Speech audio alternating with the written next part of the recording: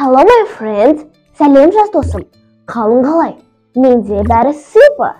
Енді алдыңғы сабақ бойынша мен саған 3 сұрақ қояйын, иә?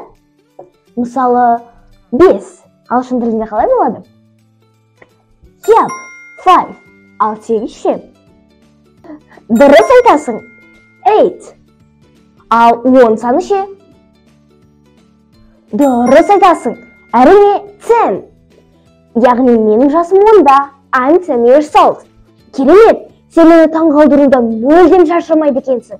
Әр сабақ сені көргенде мен өте қуанышты болып тұрамын. Білесің бе, сен сабақты жақсы түсінген сайын мен өзімді өте бақытты сезінемін. Айтпақшы, біздің жаңа тақырыбымызда адамның ішкі сезімдері, көңіл күйлері туралы болады. Біздің жаңа сабағымызға жол ашуға дайынсың ба? Онда, let's go!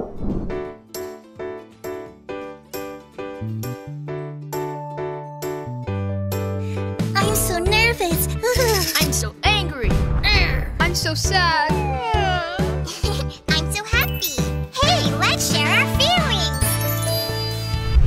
Күнделікті өмірде адамдар біздің көңіл күйімізді сұраса, біз оларға жақсы деп жауап береміз.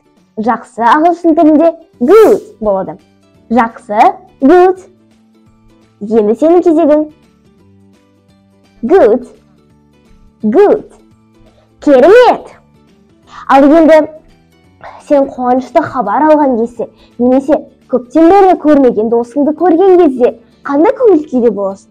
Я, сен керемет көңіл күйде боласың. Ал керемет сөзі ағылшын тілінде super болады. Қызықты факт, ағылшындықтар осы сөзді көп қолданады. Сондықтан сен де нағыз ағылшындықтар сияқты сенің хал жағдайыңды сұрасаң, сен super деп жауап берсең болады. Ортан қалатын сөзсіз. Кәне, қайталап көрейікші. Super. Super. Super duper. Ал мектептегі сабақтардан кейін, немесе алаңқайдағы ойыннан кейін біз өзімізді шаршаңға сезінеміз. Ал шаршаңғы сөзін ағылшын тілінде біз қалай айтатынын білесіз бе? Шаршаңғы сөзі ағылшын тілінде tired болады. Мысалы, I'm tired.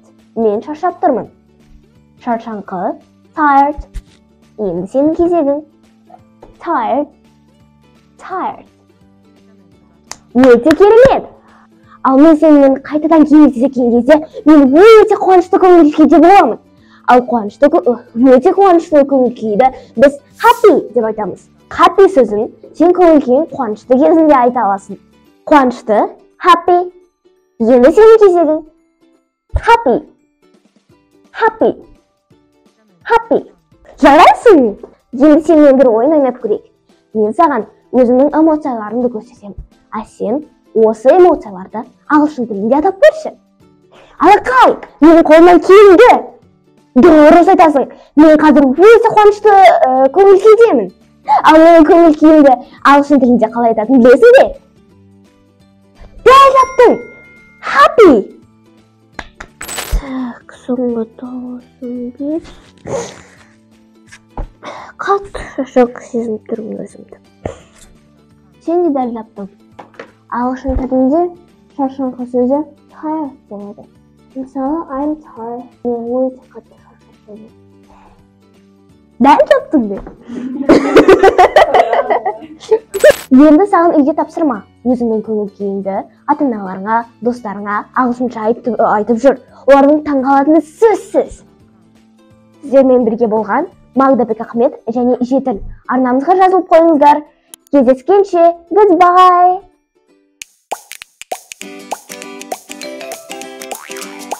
Audio Jungle.